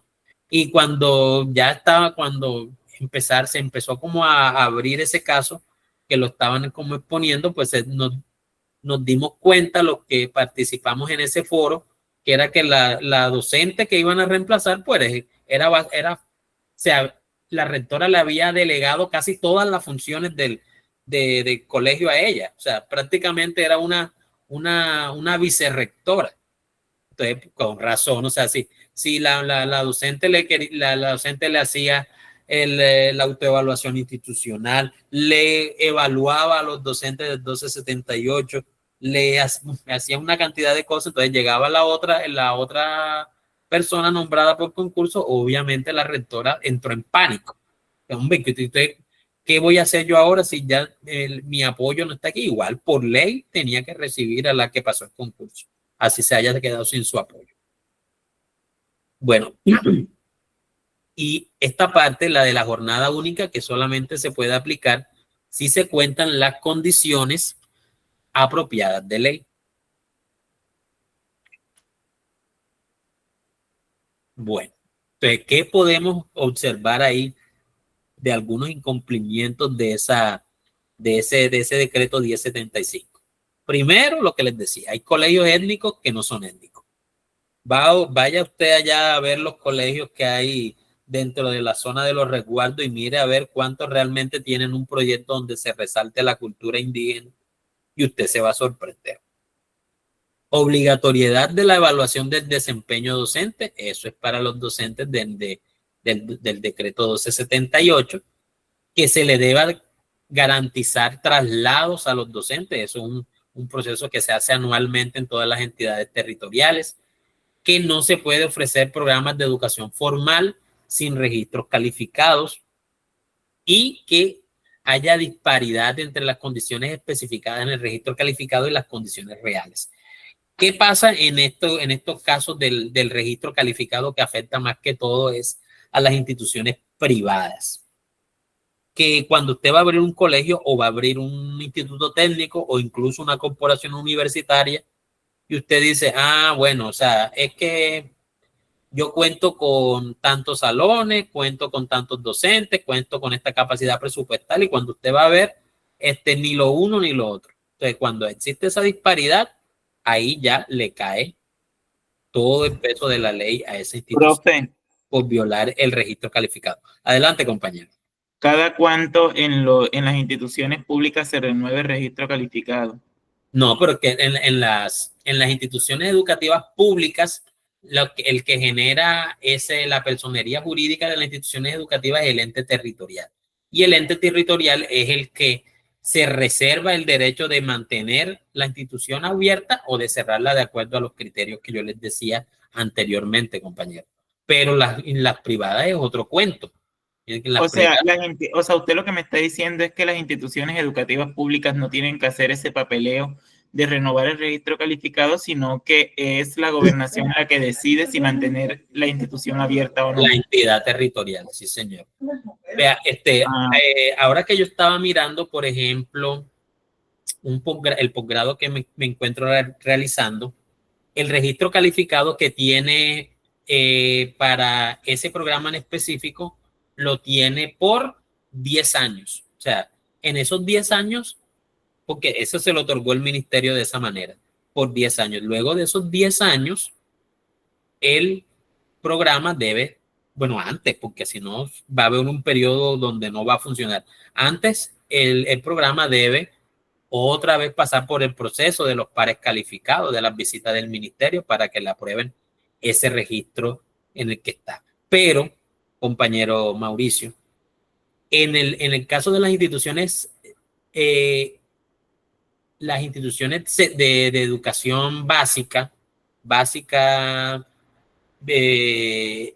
y media, que son privadas, pues el registro no es de parte del Ministerio de Educación, sino que lo hace el ente territorial. ¿Qué pasa en ese sentido con las públicas? Pues se asume que como son parte integral del ente territorial como tal, pues es el mismo ente el que decide si las mantiene o si las mantiene o las cierra. Ahora, que quede clara esta parte. Cuando una institución quiere hacer un cambio, por ejemplo, que la institución formaba bachilleres académicos, pero ahora quiere formar bachilleres técnicos o va a formar bachilleres pedagógicos, ahí sí, entonces el ente territorial hace una evaluación de si cumple con las condiciones y efectúa o declara un tiempo en el que se le va a hacer la vigilancia periódica para ver si está funcionando como tal o no. Eso sí se aplica, compañero.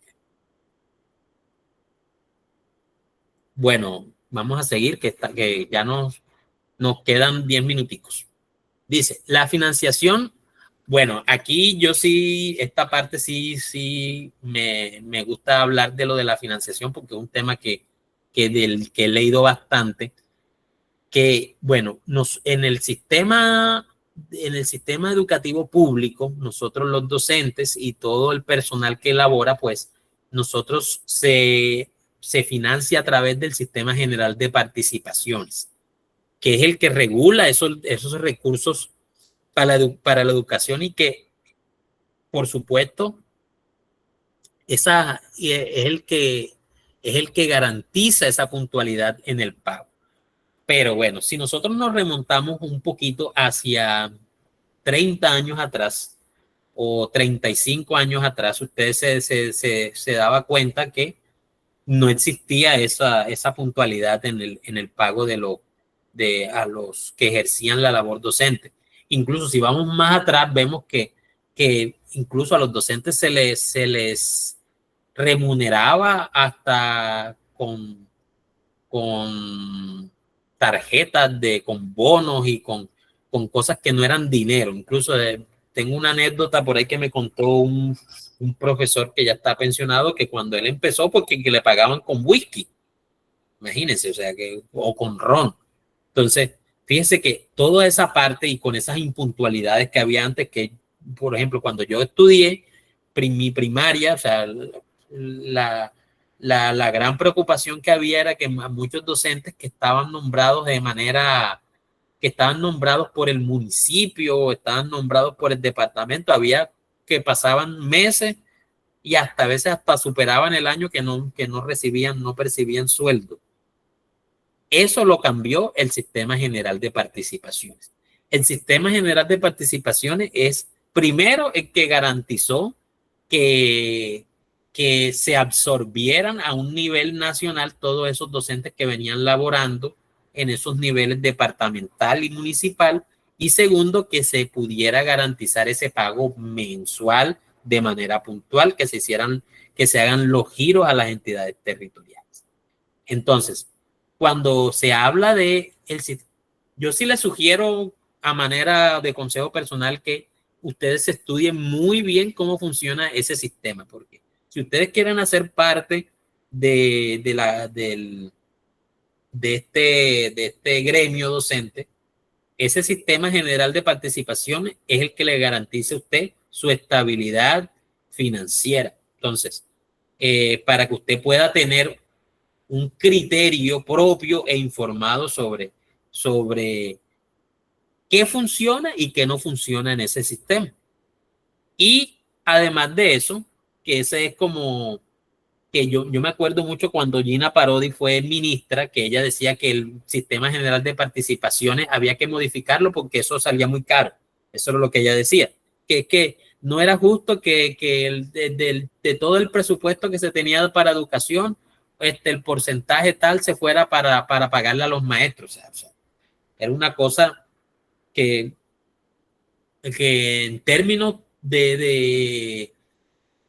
desde la perspectiva del docente, pues es como preocupante. O sea, ¿cómo así que me van, que uno de los estímulos que existen en nuestro país para entrar a esta carrera es precisamente eso, la puntualidad y la estabilidad? Entonces, no, para quitar eso de un momento a otro solamente porque alguien dice que es mucho el presupuesto que se está invirtiendo en eso.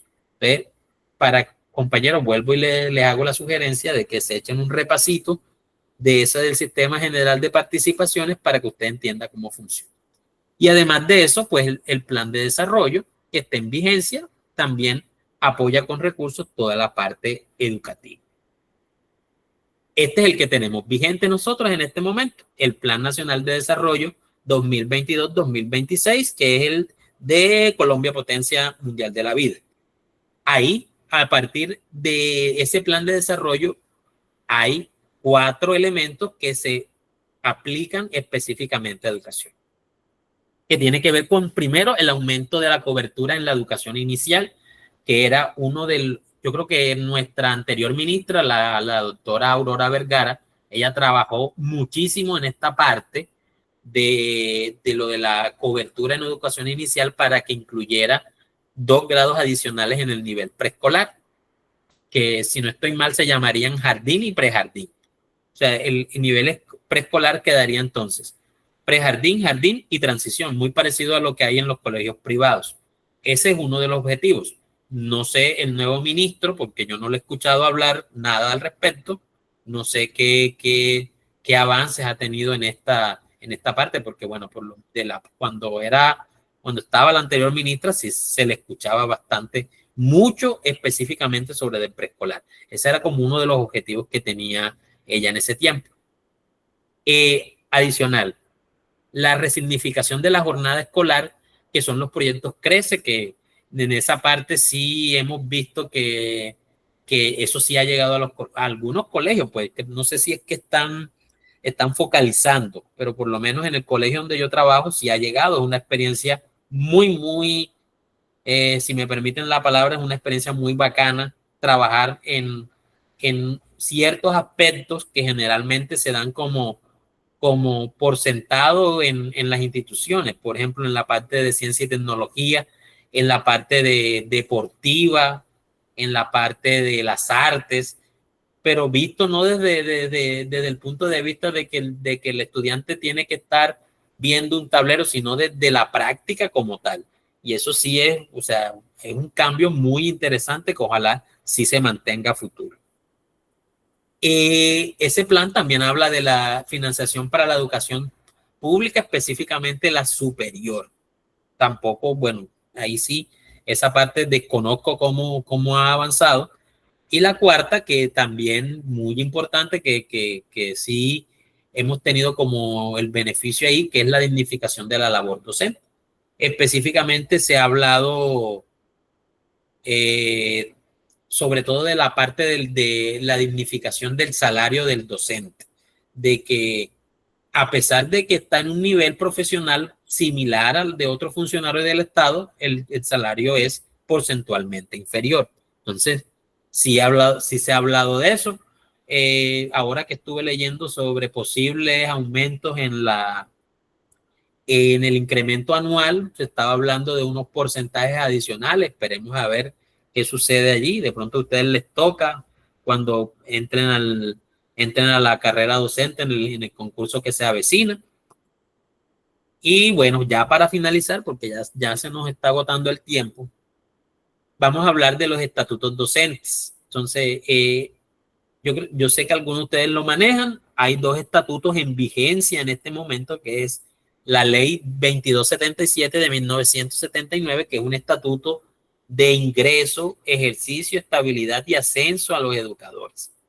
Y en el que estoy yo, y estamos la mayoría, ya somos mayoría en el magisterio, los que estamos bajo el decreto ley 1278 de 2002, que es el estatuto de profesionalización docente.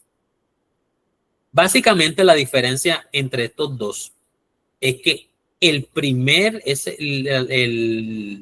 la ley 2277 estaba pensada en mantener una planta docente, porque el problema en esa época era que era difícil conseguir maestros. Entonces, no era una ley hecha para el desarrollo profesional del docente, sino para que ingresara y se quedara. Ese era el propósito fundamental. Y darle el incentivo de que cada cierto tiempo podía ascender.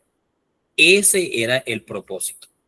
La gran diferencia con el decreto ley 1278, que es el nuevo, es que este nuevo decreto, que por demás ha sido criticado, pero considero yo a manera muy personal que es un decreto que permite el desarrollo profesional del docente. ¿Por qué? Porque hay una serie de estímulos para la formación continua, una serie de estímulos para que usted innove dentro del aula de clase, hay una serie de estímulos para que usted esté en constante mejoramiento, que eso no lo tiene el 2277, que como les digo, eso se lo inventaron porque como no había gente que quisiera entrar a la docencia, pues se inventaron eso para garantizar una planta para que ingresaran y se quedaran allí. Ese era el propósito. Esta 1278, el objetivo es que el docente crezca profesionalmente, no que se quede ahí dentro del salón, hace lo mismo siempre. Que de eso les iba a hablar, pues ya serán el próximo fin de semana, compañeros. No sé si tienen alguna duda antes de finalizar. Quedamos a la mitad. Compañeros, ¿alguna duda? Bueno, ya aquí yo veo que ya se están saliendo de la llamada. Bueno, compañeros, les agradezco mucho. Yo sé que la de hoy fue una sesión bastante extensa, de pronto un poquito densa, pero ojalá les haya quedado por lo menos alguna idea de esta primera parte de los principios de la fundamentación legal. Gracias, compañera María José, gracias Loreni, gracias Carlos, y con el favor de Dios nos estaremos viendo el próximo fin de semana, si Dios lo permite. Bueno, profe, chao, gracias. Chao, compañero Mauricio, que le vaya bien. Saludos por allá. Listo, profe, que muchas gracias. Profe, aparte del tema del sistema de participación, ¿qué otro documento sería bueno ir leyendo? Como para ir adelantando. Bueno, el día domingo yo les voy a subir en la plataforma de Classroom estos documentos de los que les he hablado aquí. Pero ¿sabes qué sería bueno que se fueran leyendo para la próxima? Estos de aquí, ¿ven? Dejen que se los coloque en pantalla grande para que de pronto usted le tome la fotico o lo anote. Sí, ya le tomé la captura. Esas leyes y decretos. Correcto, eso. Muy importante porque esos son los de inclusión y diversidad. Que está... Listo. Bueno, listo, compañero. Gracias, profe. Feliz noche. Bendiciones. Muchas gracias. Igualmente, compañero, que pase bien.